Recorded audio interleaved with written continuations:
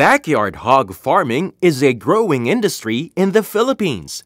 Let us learn how technology works in improving the breed of our pigs.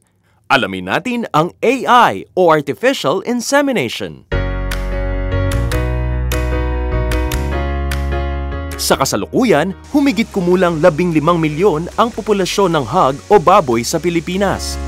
22% of this are from the semi-commercial and commercial piggeries, while 78% comes from the backyard farms.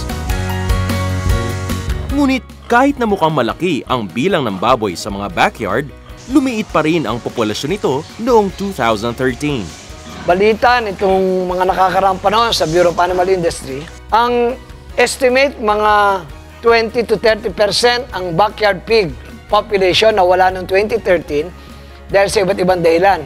May mga nagkasakit o sadyang namamahala na rin sa pag-aalaga ng baboy, so nawawala o nababawasan ang populasyon sa backyard. There are 3 requirements on how to have a successful backyard piggery.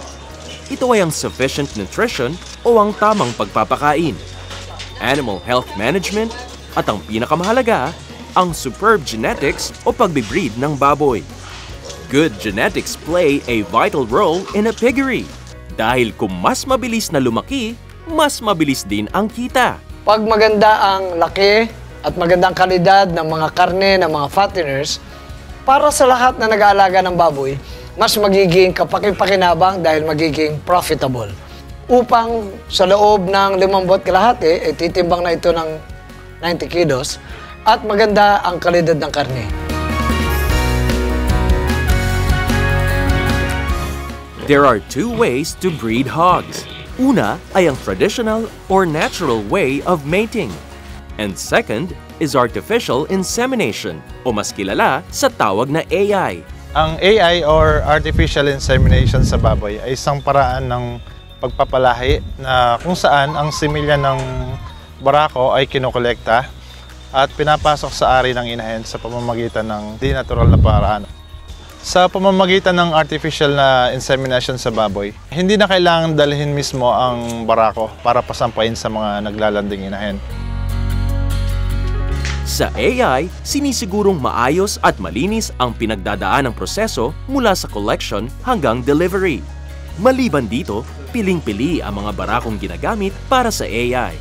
Sinisiguro na lahat ng mga barako bakunado ng mga importanteng sakit ng baboy.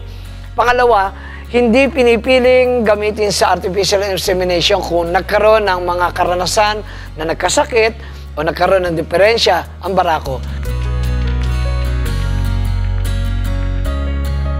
There are a lot of benefits when you use AI for your gilts and sows. The conception rate is much higher than traditional mating.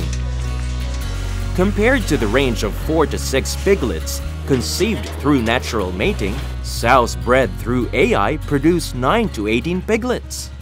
Secondly, AI is much more affordable in terms of upgrading your breeds.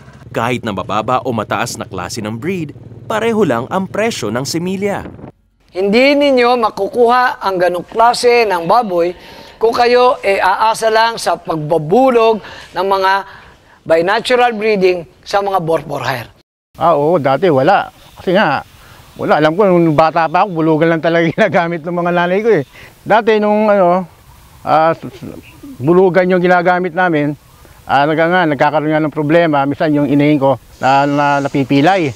Ngayon, nung ginamit ko na yung AI, ayun, wala nang problema. Kahit simula pa noong dekada 80 itong ginagamit ng mga commercial piggeries, hindi pa rin ito widely used sa mga backyard farms. Meron kasing mga ilang sumubok ng AI, hindi naging maganda ang resulta. So, yung mga ibang mga backyard farmers, parang hindi natanggap na mas maganda pa raw ang natural kesa sa AI.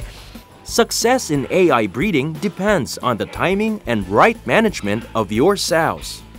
Ang tamang panahon ng pagbubulog o paglalagay ng similya o yung tinatawag nating optimum timing of insemination, Yan po ang malaking parte kung bakit nagiging successful ang artificial insemination.